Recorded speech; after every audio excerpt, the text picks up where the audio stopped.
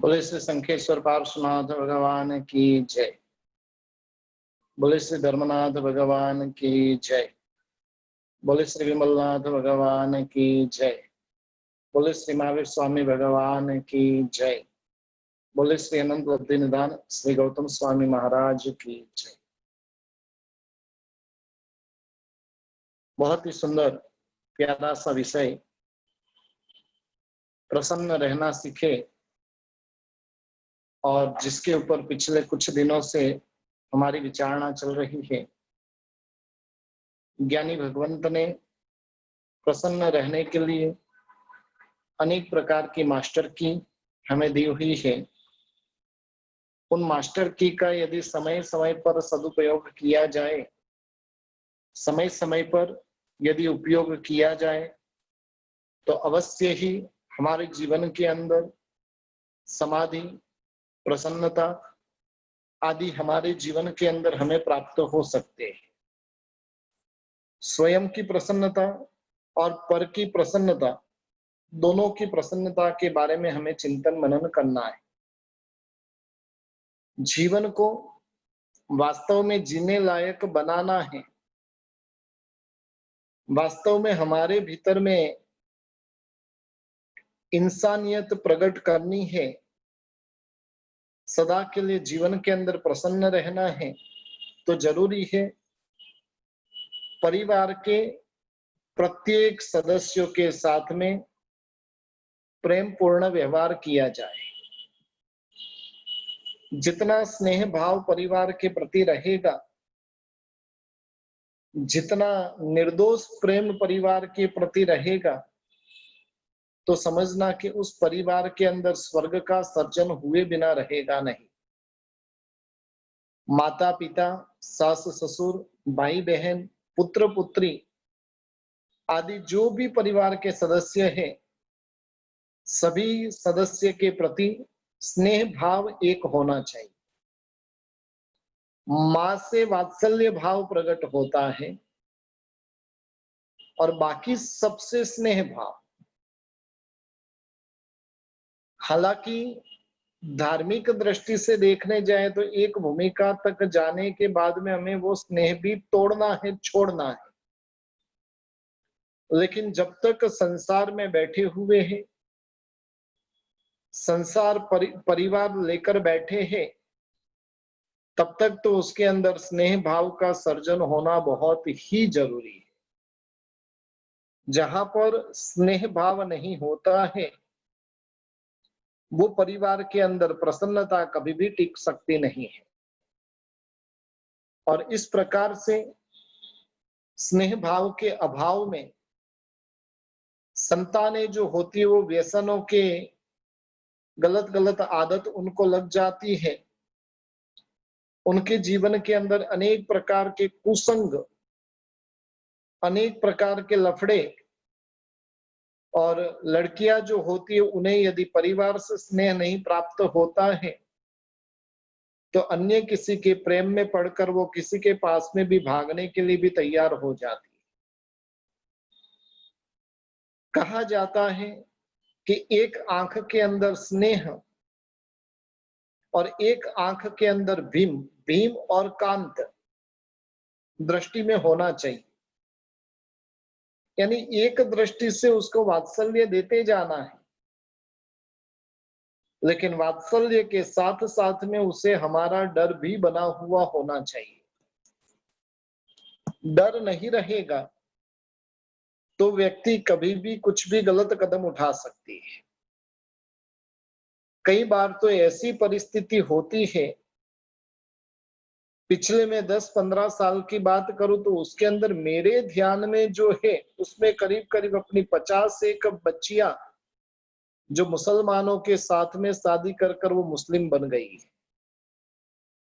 और उसके पीछे कारण क्या, आप देखिए, उसकी गहराई में जाकर देखेंगे, परिवार के अंदर संघर्ष, पति पत्नी के होते हुए झगड़े, उस बच्ची को वात्सल्य आदि नहीं मिलना, स्नेह आदि नहीं मिलना, और ये सब नहीं होने के कारण वो गलत राह पर चढ़ जाती है।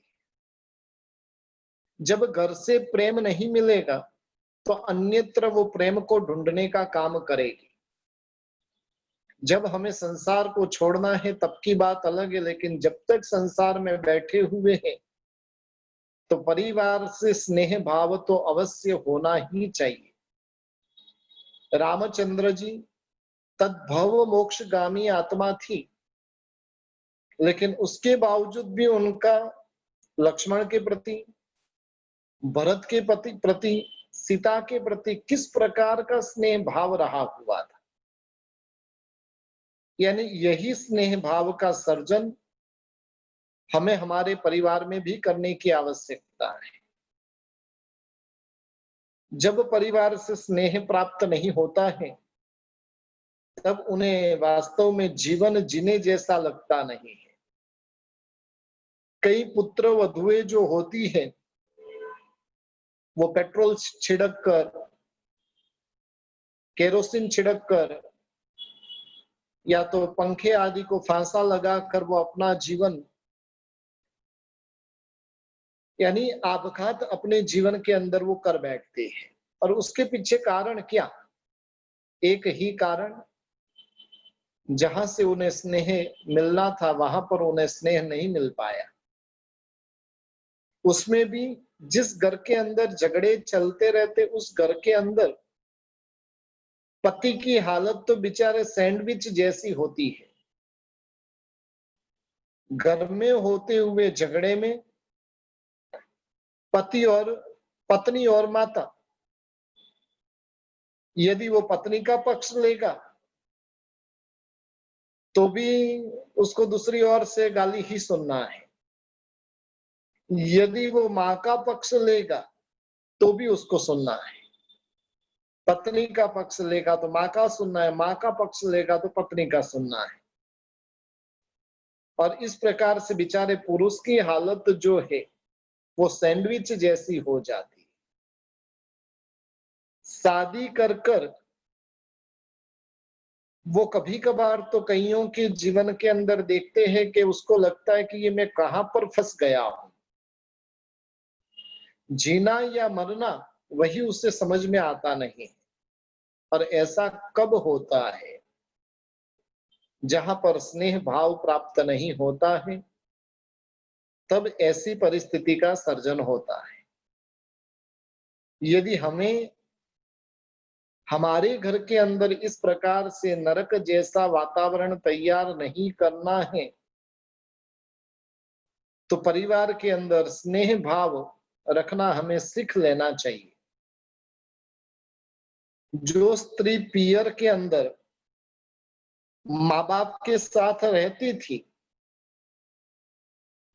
और वही स्त्री को जिनकी आपसे कोई पहचान भी नहीं थी और उनको हम घोड़े पर चढ़कर उनको जब लेकर आए हैं, वो अपने माता पिता भाई बहन परिवार सब कुछ छोड़कर अपने घर में जो आई है और उसे यदि स्नेह नहीं मिलेगा तो क्या काम का। दुनिया के अंदर समर्पण की मूर्ति यदि कोई है तो स्त्री है। जन्म से अपने नाम के पीछे जो नाम लगता था वो नाम भी मिटाकर वो दूसरों का नाम लगाने के लिए तैयार हो जाती। गुजराती के अंदर तो एक कहावत है कि पियर यानी पालखी करता सासर यानी सुली सारी। शादी हो गई है और शादी होने के बाद में पियर की पालखी और सासर यानी सुली, सुली पे चढ़ाया जाता है ना। क्या बताया कोई कवि ने? शादी होने के बाद में उसे ससुराल में ही रहना है जिस प्रकार की भी परिस्थिति का सर्जन हो। जो पूरा परिवार घर बार सब कुछ छोड़कर आपके भरोसे जो आपके पास में आई है और उनके साथ में हम धिक्कार भरा हुआ तिरस्कार भरा हुआ व्यवहार करेंगे तो कैसे चलेगा। दाल के अंदर कदाच नमक कम गिर गया है, खाना पकाना नहीं आता है, आपका जो स्टेटस है उस प्रकार से उसको रहना नहीं आता है, गांव की गामठी भाषा जो बोलती है सबके साथ में मिक्स नहीं हो पाती है, चमड़ी थोड़ी सी सांवली सी है, और उतने मात्र से क्या उसके साथ झगड़ा किया जाए? जिसने कितना कितना बलिदान दिया है, हमें यदि कोई कहे क्या हम उस प्रकार का बलिदान देने के लिए तैयार होंगे? कोई कहे आपके पिता का नाम पीछे से मिटा दो, तैयार होंगे? कभी नहीं होंगे। और ये समर्पितता की मूर्ति स्त्री होती है। लेकिन कई घरों के अंदर देखा जाता है कि उसे धिक्कारा जाता है, उससे तिरस्कृत किया जाता है। सुबह से शाम तक पूरा का पूरा कार्य करने पर भी उससे जस मिलता नहीं। एक चीज ध्यान रखिए कि पत्नी पर जुल्म करना वो बहादुरी का काम नहीं है, उसके अंदर तो आपकी सज्जनता भी घायल होती है, हैवानियत और शैतानियत भीतर में प्रकट होती है। कहने का मतलब है परिवार के जो भी सदस्य है उन्हें हमें स्नेह देना है। जो स्त्री इतना सारा भोग देकर आपके घर पे आई है, उसका स्वमान सम्मान बना हुआ रहे, उसका पूर्ण रूप से प्रयत्न करना चाहिए। प्रत्येक व्यक्ति को अपना स्वमान पसंद होता है, सम्मान सबको भी पसंद होता है। चार जन के बीच में यदि हम टोकते तो उसके स्वमान को आघात लगता है। कोई यदि भूल भी हुई हो तो प्रेम से उसे समझाया जाए, और यदि इस प्रकार से करेंगे तो अवश्य वो अपनी भूल को सुधारने के लिए भी तैयार होंगे। बाकी जो जाहिर के अंदर बारंबार टोकने में तो वो निर्लज हो जाएगी, निष्ठुर बन जाएगी। इसलिए व्यक्ति को धिक्कार और तिरस्कार से जीतने से तो अच्छा है कि उससे प्रेम और वात्सल्य से उसके सामने हार जाना वो अच्छा है।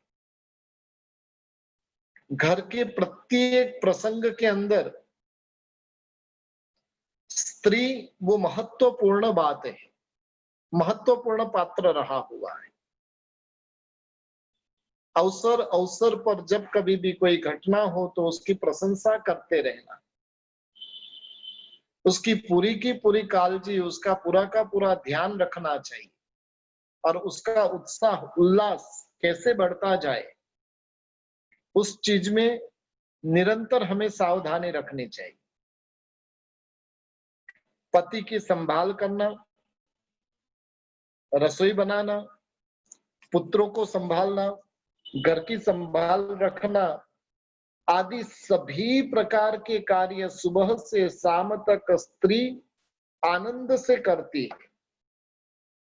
एक काम वाली जो आती है ना, काम वाली कभी कभार इधर उधर काम करके चली जाती है, लेकिन स्त्री जो होती है, पत्नी होती है, वो तो पूर्ण रूप से पूरा का पूरा काम इतना अच्छे से करते हैं। बस वो उसको यदि गलत रास्ते पे नहीं जाने देना है, उसका जीवन शील और सदाचारमय बना रहे, ऐसी यदि हमारी भावना है तो उसे अवश्य स्नेह देते ही रहना चाहिए। परिवार के प्रत्येक सदस्य ये सोचकर रहे मुझे मेरे बेटे से भी अधिक स्नेह किसको देना है? बहू को देना है। बेटा और बहू दो पात्र रहे, और दो पात्र में बेटे को लगना चाहिए कि नहीं, मेरी सास जो है उनके बेटे से भी मुझे अपार वात्सल्य देते हैं। मैं करीब 25-26 साल से बेंगलोर में हूं। जब छोटा सा बच्चा था और तब माँ बाप को छोड़कर आया था, 15 साल की छोटी सी उम्र के अंदर बेंगलोर आया था और उस समय के अंदर कभी बुखार भी आता था, कभी एक्सीडेंट भी हो गया, कभी फ्रैक्चर भी हो गया। और उस समय के अंदर ऐसी ऐसी माताओं ने जो वात्सल्य दिया है। बसवनगुड़ी के अंदर एक घर पे मैं जाता था, मुझे फ्रैक्चर हुआ था, 1 महीने तक सतत सेवा की और आखिर में उनकी बेटी जो थी वो रोज मुझे कहती थी कि गुरुजी मम्मी आपके लिए तो ये सब करती, हमारे लिए तो कुछ करती ही नहीं। यानी एक बेटी से भी अधिक प्रेम, अधिक वात्सल्य जब मिलता है तो परिवार की याद नहीं आती। इतना दूर परिवार से रहना, इतनी छोटी उम्र में, और उस उम्र के अंदर भी माँ बाप की याद नहीं आने देना, ये बहुत बड़ी बात है। कहने का मतलब है इस प्रकार से स्नेह भाव बहू को लगना चाहिए। बहू को मांगने की जरूरत नहीं रहे। जा बेटा 1000 रुपया ये लेकर आ जा, जा बेटा 5000 रुपया ये लेके आ जा, देख पिछले 5 साल से तूने कोई गहने नहीं ले, ये लाख रुपया ले और तू लेकर आ जा। और इस प्रकार से जब उसको कहा जाएगा, वो आपका बनकर रह जाएगा। व्यक्ति को अपना बनाना है तो उसके लिए बहुत सुंदर मास्टर की है। स्नेह से उसे नहला दीजिए। अपने पुत्र और पुत्री के प्रति भी भरपूर कोटि का वात्सल्य उन्हें देना है। मात्र मांस के पिंड को जन्म देने से माँ बाप नहीं बना जाता है, वैसा जन्म तो पशु पंखी भी अपने वहां पर देते हैं, लेकिन वहां पर माता पिता का कोई व्यवहार नहीं, ये तो हमें ध्यान में ही। जन्म देने के बाद में उसे प्रेम और वात्सल्य से इस प्रकार से संस्कारित करना है, जो हमारा धर्म है उस धर्म की पूर्ण रूप से उसे जानकारी प्राप्त हो, उसके प्रति भी, धर्म के प्रति, कुल के प्रति, माता पिता के प्रति अहोभाव प्रकट हो, और उस प्रकार के संस्कार बचपन से उसे हमें देना है। बालक जब जन्म लेता है तब वो बालक ही होता है, उसे पता नहीं होता है कि मुझे शैतान बनना है कि भगवान बनना है। उसको शैतान बनाए कि हैवान बनाए, इंसान बनाए कि महान बनाए कि भगवान बनाए, वो बनाने का कार्य यदि कोई करता है तो माँ बाप करते।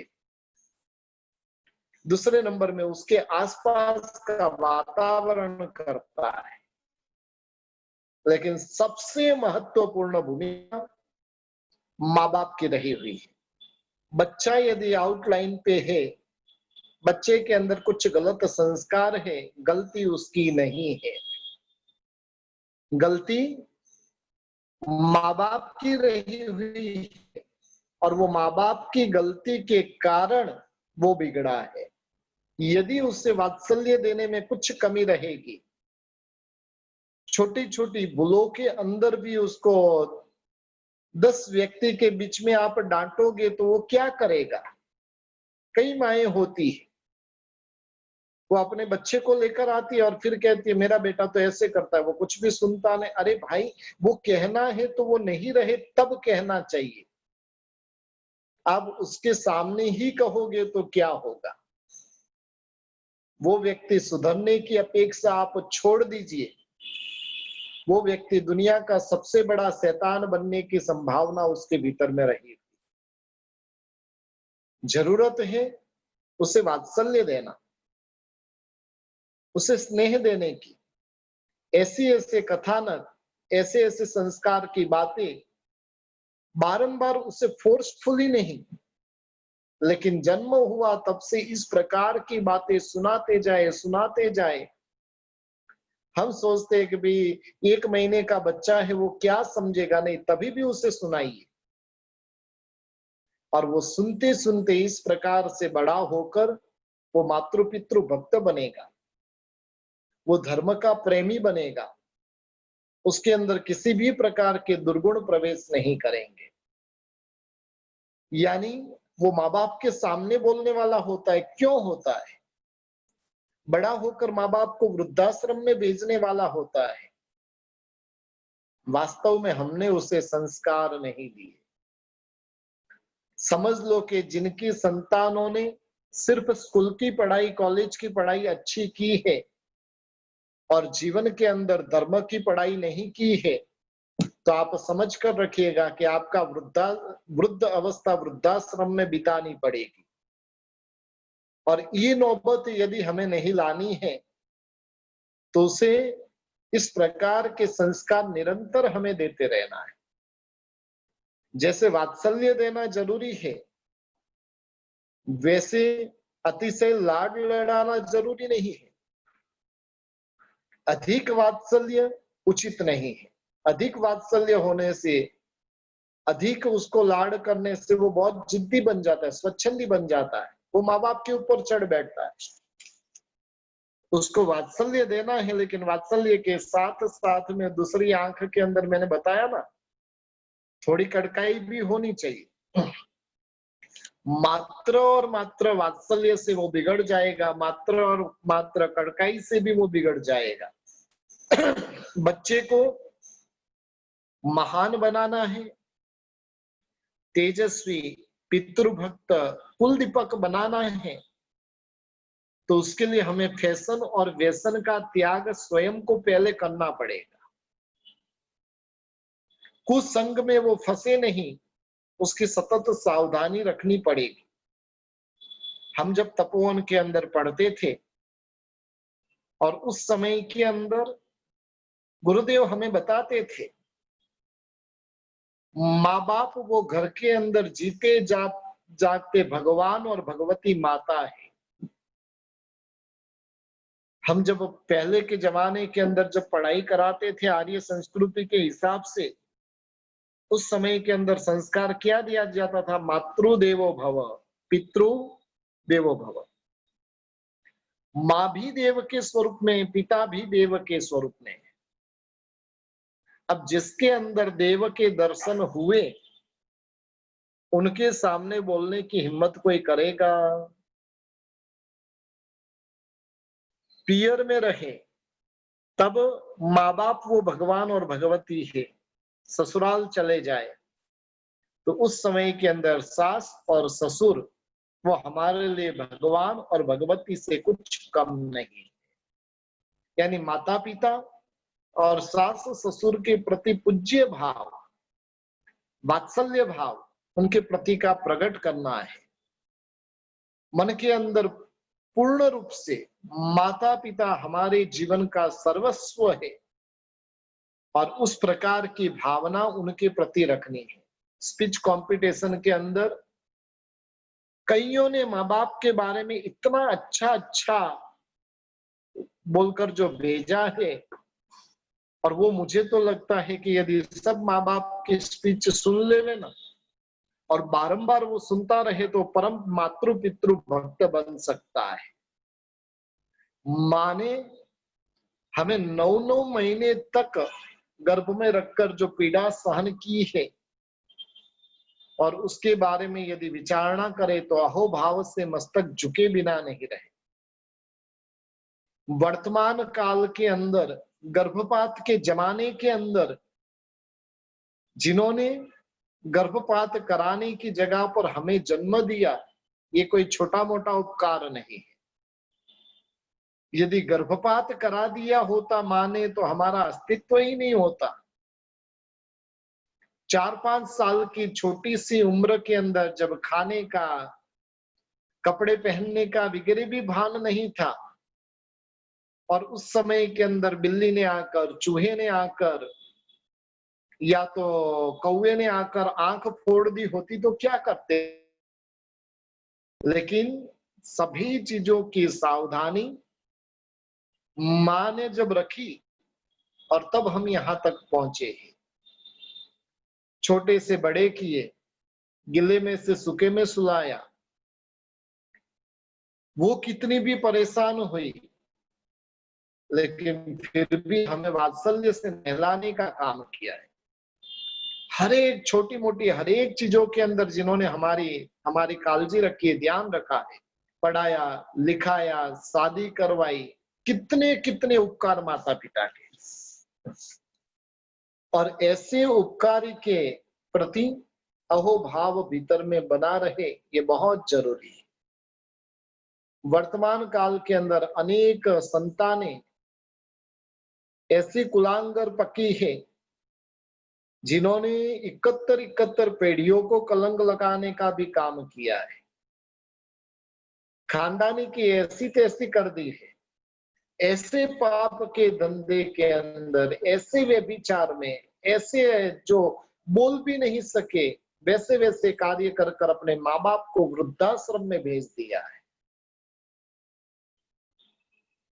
जिनको कोई समझ नहीं है, ऐसे 2, 4, 5 साल के बच्चे को, ऐसे 2 नहीं 4, 5 बच्चे को भी अकेले माँ बाप यदि संभाल सकते हैं, वही संतान बड़ी होकर पढ़ लिख कर हजारों लाखों करोड़ों की कमाई करने पर भी 4 बेटे मिलकर भी एक माँ बाप को संभाल नहीं सकते। एक माँ बाप वर्तमान के हिसाब से कहने जाए कि 1 के 2 संतान को, आज से 25, 30, 40 साल पूर्व की बात करने जाए तो भी 10, 12, 15 संतानों को। कई ऐसे यहां पर भी रहेंगे कि जो 8, 10 भाई बहन थे। कितने? 8, 10। और इनको भी इतना अच्छे से संभाला अकेले माँ बाप ने मिलकर। पिता ने मजदूरी कर कर कर, मेहनत कर कर कर इस मुकाम तक हमें पहुंचाने का काम किया है। और वैसे समय के अंदर हम क्या करते हैं, 4 भाई मिलकर भी एक माँ को संभाल नहीं सकते। कई जगह पर ऐसी परिस्थिति भी है कि 4, 5 भाई होने पर भी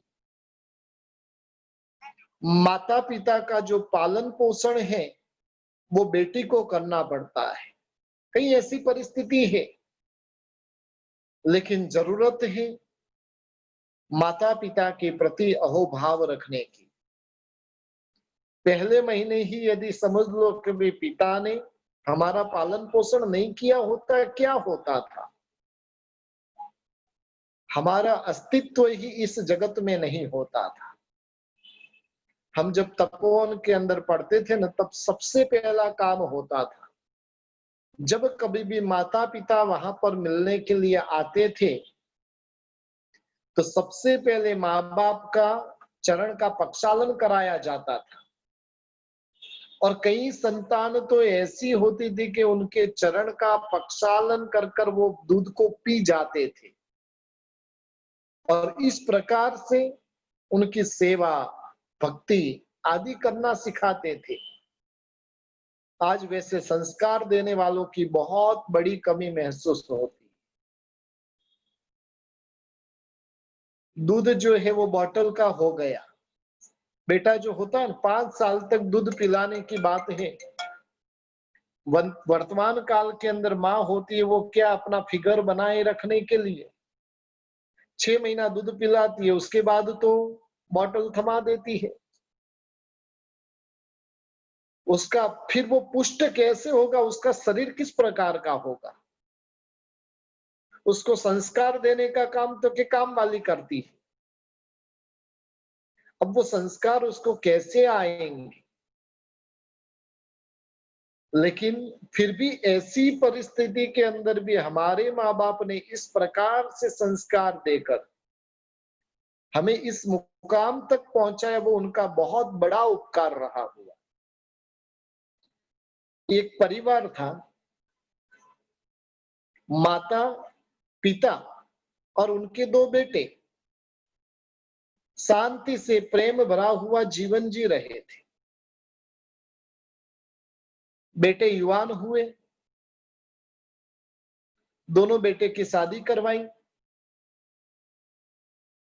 दिन पर दिन व्यतीत होते जा रहे हैं, और उसमें एक बार देरानी और जेठानी का कुछ झगड़ा हुआ।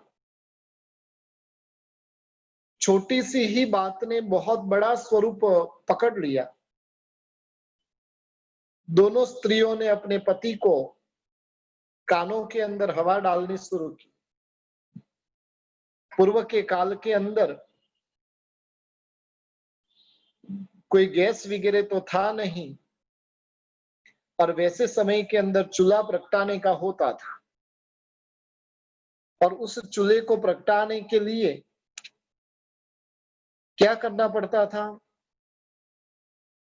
चूल्हे को प्रगटाने के लिए वहां पर बारंबार वो पाइप लेकर वहां पर फूंक मारना पड़ता था, और तब जाकर वो चूल्हा प्रकट होता था। आज हमारी माताएं बहनें जो चूल्हे में, तो वहां पर फूंक मारना बंद कर दिया, बेडरूम की फूंक शुरू हो गई है। कौन सी फूंक? बेडरूम की। पति ऑफिस से घर पे आता है, बेडरूम में जाता है और पत्नी फूंक मारना शुरू करता है। पत्नी फूंक मारनी शुरू करती है, आज तो आपकी माँ ने मेरे साथ ऐसे किया, इस प्रकार से किया, मुझे ये ऐसा सुनाया। और वो फूंक बेटा भी आधा दिमागी है, पत्नी की बात सुनकर सीधा माँ के पास में जाता, तूने मेरी पत्नी को ऐसे क्यों कहा? कहने का मतलब है बराबर से यहाँ पर भी शादी हो गई, देरानी जेठानी का झगड़ा, और आखिर में दोनों ने अपने अपने पति के कान भरने शुरू किए। एक दूसरे के साथ में कोई संजोग में यदि रह नहीं सकते हैं, वो संभवित है, लेकिन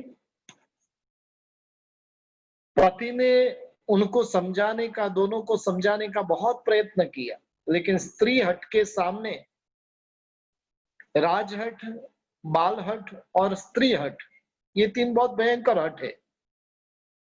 उनको समझाना यानी ऊपर से भगवान आ जाए तो भी उनको नहीं समझा सकता। दोनों ने निर्णय कर दिया, हमारा निर्णय कोई चेंज नहीं होना। आखिर में पति को झुकना पड़ा। गुरु महाराज साहिब का नहीं माने तो फिर भी चले, लेकिन घरवाली का नहीं माने तो कैसे चले? कई बार गुरु भगवंत कुछ कहते, भगवान कुछ कहते, नहीं माने तो चलता, लेकिन पत्नी का तो मानना ही पड़ता है। आखिर में दोनों भाइयों ने अलग होने का निर्णय लिया। पिताजी बैठे हुए थे, दोनों भाइयों के मिलकत के दो हिस्से कर दिए, एक के बाद एक ही मिलकत का बंटवारा हो रहा है। पिताजी ने कहा कि ये आप क्या कर रहे हो बेटा? अलग होने की बात तो कोई हालत में अच्छी नहीं है, मेरे मरने के बाद में तुम्हें जो करना है वो करना, लेकिन अभी तुम जो कर रहे हो वो शोभास्पद नहीं लग रहा है। बेटों ने पिताजी को भी बोल दिया, पिताजी आप कुछ नहीं बोलिए, हम जो कर रहे हैं वो सब कुछ बराबर है, आपको कोई चिंता करने की जरूरत नहीं, मिलकत का बंटवारा हम बराबर से करेंगे। आखिर में बात आई माता पिता, उनको कौन रखना? बड़ा भाई कहता है कि वो भी आप चिंता नहीं करिए, हम आपके भी दो हिस्से कर देंगे। एक के घर में मां रहेगी, एक के घर में पिताजी रहेंगे। कल्पना कर कर देखिए, ये शब्द सुनते ही पिता को कितना भयंकर आघात लगा होगा। और ऐसे नालायक संतान भी आज के दिन में रही हुई है। माँ ने बहुत समझाने का प्रयत्न किया, पिता ने समझाने का प्रयत्न किया, हमारी वृद्ध अवस्था है, बस अब तो हम मृत्यु की राह देखकर बैठे हैं, और उसमें हमें वास्तव में कुछ समय पसार करना है, कुछ बात करनी है, तो हम पति पत्नी साथ में कर सकते हैं। लेकिन बेटे मानने के लिए तैयार नहीं हुए। नहीं, बंटवारा सबका हुआ है तो माँ बाप का भी बंटवारा होना चाहिए। भाई तुमको मिलकत का बंटवारा करना है तो करो, लेकिन हम माँ बाप को तो एक ही घर पे रहने दो। वहां पर बेटों ने पिताजी को सुना दिया, बस हिस्से यानी हिस्सा होगा ही, बंटवारा होगा ही। एक के घर में माँ रहेगी और एक के घर में पिताजी रहेंगे। हम कुछ भी आपका सुनना नहीं चाहते। बेचारा बाप भी बैठा बैठा करे क्या, जीवन में कभी कल्पना नहीं की थी इस प्रकार की घड़ी का निर्माण हो गया। ऐसे तो अनेक प्रसंग इस संसार के अंदर घटित होते रहते हैं, और मैं तो कहता हूं कि ऐसे नालायक बेटे रहे उससे अच्छा है बेटे नहीं रहे, वो अच्छी बात है। माँ बाप की सबसे अधिक चिंता यदि कोई करती है तो बेटी करती है। बेटे को भी फोन किया और बेटी को भी फोन किया तो पहले कौन पहुंचेगा? बेटे को आने में सिर्फ आधे घंटे का ही रास्ता है, बेटी को आने में 5 घंटे का रास्ता है, फिर भी 5 घंटे से बेटी जल्दी पहुंचेगी और बेटा नहीं पहुंच पाएगा। जब बेटी ससुराल जाती है और उस समय के अंदर भी माँ को पिता को माँ को कितना कह के जाती है, पिताजी की बराबर से तुम सार संभाल रखना। पिता को कहती है माँ की सार संभाल रखना। पिताजी के पांव बहुत दुखते हैं, उसकी तुम ध्यान रखना। और आदि दूर रहकर भी बेटी जो होती है वो माँ बाप का ध्यान रखती है, और घर में रहे हुए बेटे भी माँ बाप का ध्यान रखने में कभी कभार देखा जाता है कि वो बहुत ही पीछे रह जाते।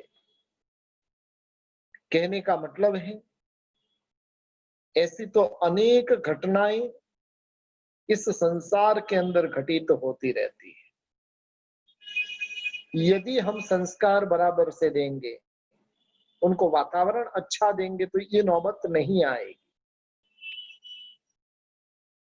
रामायण के माध्यम से अनेकों के अंदर वैराग्य का सिंचन करने वाले ऐसे मोरारी बापू, आपने शायद नाम सुना होगा। और वो जब बेटी की शादी की जब बात करते हैं और बेटी को विदाई की जब घड़ी आती है, उस समय के अंदर वो मोरारी बापू स्वयं रोने लगते। जब बेटी की शादी की बात होती है तब सबसे बड़ा आघात यदि किसी को लगता है तो पिता को लगता है। और इस प्रकार से दूर रही हुई बेटी भी अच्छी और नजदीक रहा हुआ बेटा भी माँ बाप की सार संभाल नहीं रख सकता है, तब कैसी परिस्थिति निर्मित होती है। अब यहाँ पर माँ बाप दोनों का बंटवारा हो गया। एक के घर पे माँ है, एक के घर पे पिता है, लेकिन दोनों को चैन नहीं पड़ रहा है। सतत वो पीड़ित है, अपार वेदना है, लेकिन अब करे तो किसको करे। और आखिर में उन दोनों ने अपना जीवन इस प्रकार से आपघात कर कर खत्म कर दिया। कहने का मतलब है जीवन के अंदर संस्कार देने में हमें कहीं पर भी कुछ भी कमी नहीं रखनी है। परिवार के अंदर स्नेह भाव निरंतर हमारा बना रहे, संतानों को संस्कार देने में, संतानों को वात्सल्य देने में, साथ ही साथ परिवार के जो अन्य सदस्य है उन सदस्यों को भी स्नेह भाव, प्रेम भाव, वात्सल्य भाव और उन सभी के द्वारा निरंतर हमें सिंचित करते रहना चाहिए। जीवन के अंदर यदि प्रसन्नता हमें चाहिए तो ऐसी बात रही हुई है और उन बातों का हमें हमारे जीवन के अंदर अवश्य ध्यान रखना चाहिए। और ये सारी बातों का यदि ध्यान रखा जाएगा तो जीवन वो नंदन वन बने बिना नहीं रहेगा। पिछले 10 दिन से प्रसन्न कैसे रहना और उसके ऊपर हम विचारणा कर रहे थे। सबसे पहले नंबर में हमने देखा था कि जीवन के अंदर समाधि का क्या महत्व है। समाधि यानी क्या? मन चिंता से मुक्त है, किसी भी प्रकार का टेंशन भीतर में है नहीं, और उस अवस्था का नाम है समाधि। जीवन समाधिमय बने। दुनिया के अंदर किस किस प्रकार के सुख रहे हुए उन सुखों की बात हमने की थी। मेरी कल्पना का जो सुख है वो मुझे कहाँ मिल सकता है। साधु जीवन का जो सुख है वो कितनी मस्ती का सुख है। और समाधि और सुख की बात सबसे पहले हमने की थी। समाधि और प्रसन्नता जीवन के ऐसे मुख्य दो घटक तत्व रहे हुए हैं जिसके माध्यम से हम हमारे भव और भवांतर को सुधार सकते हैं। उसके बाद में ज्ञानी पुरुष ने बताया था कि भी परिस्थिति नहीं लेकिन मनस्थिति बदल दो, बदली के नहीं बदली। ये सारी चीजें सुनने के लिए नहीं है, लेकिन सुनने के बाद में जीवन के अंदर उतारने के लिए। मटके में रहा हुआ पानी तभी ठंडा होता है जब वो मटका पानी अपने भीतर में उतारता है। पानी यदि अपने भीतर में वो मटका नहीं उतारता है तो पानी कभी ठंडा हो नहीं सकता है। जीवन के अंदर प्रसन्नता की ठंडक लेनी है, समाधि की ठंडक लेनी है, तो ये सारे के सारे सूत्रों को हमें आत्मसात करना होगा। जिसके अंदर सबसे पहला सूत्र था परिस्थिति नहीं बदलने का प्रयत्न करना है, मनस्थिति को बदलना है। अच्छे के लिए ट्राई करना है, ट्राई फॉर द बेस्ट, लेकिन जो भी घटना घटित होती है उसके लिए रेडी रहना है। दुनिया के अंदर जितनी भी घटनाएं होती है वो सब कुछ एवरीथिंग इज इन ऑर्डर। जब दुख की घड़ी आती है तब अधिक दुख वालों को देखे। दुख की दवा क्या है? जो होता है वो अच्छे के लिए। स्वयं की भूल को देखे, दूसरों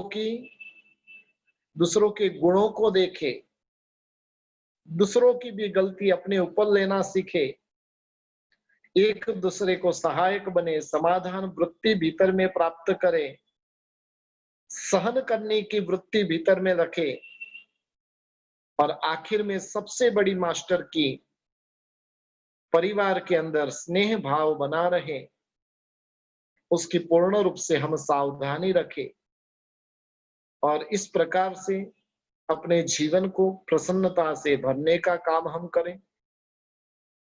जीवन के अंदर सबसे महत्वपूर्ण है समाधि, और वो समाधि तभी बनेगी जब जीवन प्रसन्नता से भरा हुआ रहेगा।